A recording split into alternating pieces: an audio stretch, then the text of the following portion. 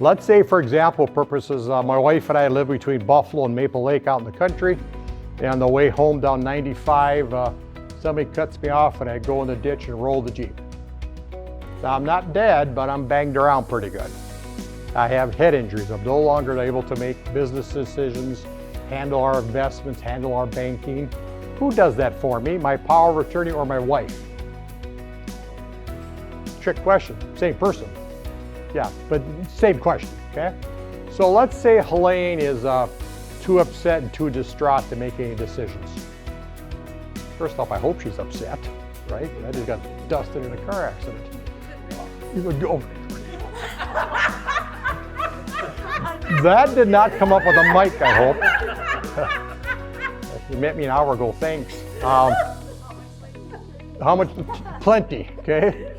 So, but our 4 kids are successors.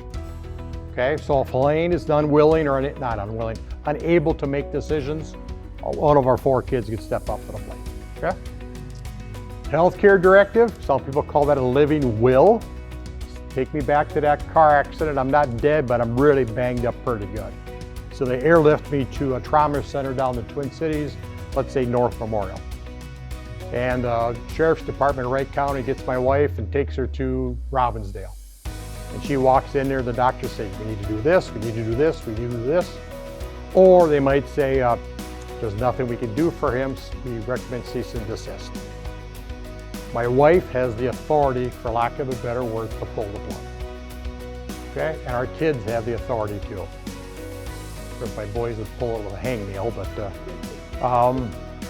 No, there was a difference between the boys and the wife. so first off, my wife's in charge. She is number 1 in charge of me. I'm in charge of her. So my wife, a little better than 2 years ago, had a stroke. She was in the hospital for 17 days. Did not communicate with the nurses and doctors whatsoever. They came in the room, the neurosurgeons, the specialists, the PT, OT, and they talked to me. Okay, they had my permission because I sat there for 17 days. Well, they kicked me out 8 o'clock at night, let me back at the door 8 o'clock in the morning, okay?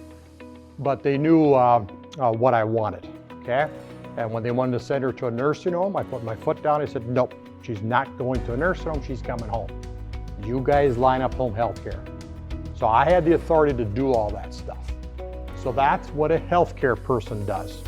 Again, if you're married, spouse, and then pick up your children after that as successors, in case my wife and I are in a car accident together. If you don't have a family member as a spouse or kids, find a sibling, find a good friend. But sit down and talk to them and say, hey, this is how I want to be treated if this happens to me. Yeah, my kids know I don't want to be 120 pounds when I die, sitting in the hospital for months, on life support, okay? So, power of attorney, healthcare directive. Those are the most important documents you can have while you're alive, bar none, okay? The last form has been around, 14 years now, roughly. It's called a transfer on death deed. We'll call that TODD, T-O-D-D. That pertains to real estate in the state of Minnesota. Last time I checked, 30 some odd states have the TODD also. So let's take me back to the rolling my Jeep on the way home. I'm dead. Helene and I own the house together, don't we? So has anything really happened? No. She's a joint owner, co-owner, or whatever the title I'm going to put on her. Nothing happens. So Helene lives another 15, 20, 30 years, makes no difference, and she dies. If we have a TODD on our house, a transfer on death deed, the house transfers to our kids. Boom, it's theirs. So what are your kids going to do with your house?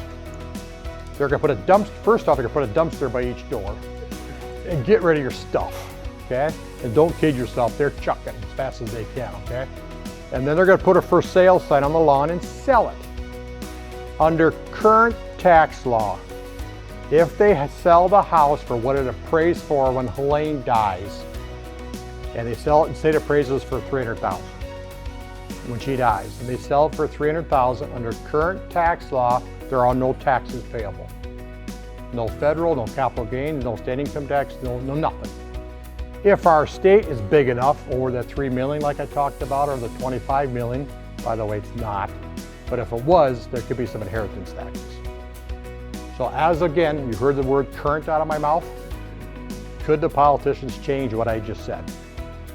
Now, that transfer on death deed works on your primary residence, the cabin up north, the farm that you inherited from your parents, the apartment building you got over in St. Joe, makes no difference. Transfer on death deed. So what that transfer on death deed did, eliminated the reason for a trust for a lot of people. Because a lot of people did a trust because they wanted to avoid probate. Well, that's what a TODD does, okay? So also for your bank accounts, you want to write this down, put a POD on your bank accounts, payable on death. Works the same way. So when mom died 5.5 years ago, after being in the nursing home for almost 2 years, she was down to about $48,000 left to her name. I'm the youngest of 4 boys. So each of us got a check in the mail from the bank about a week and a half after they returned to the death certificate for the $12,000. Didn't go through probate, no nothing.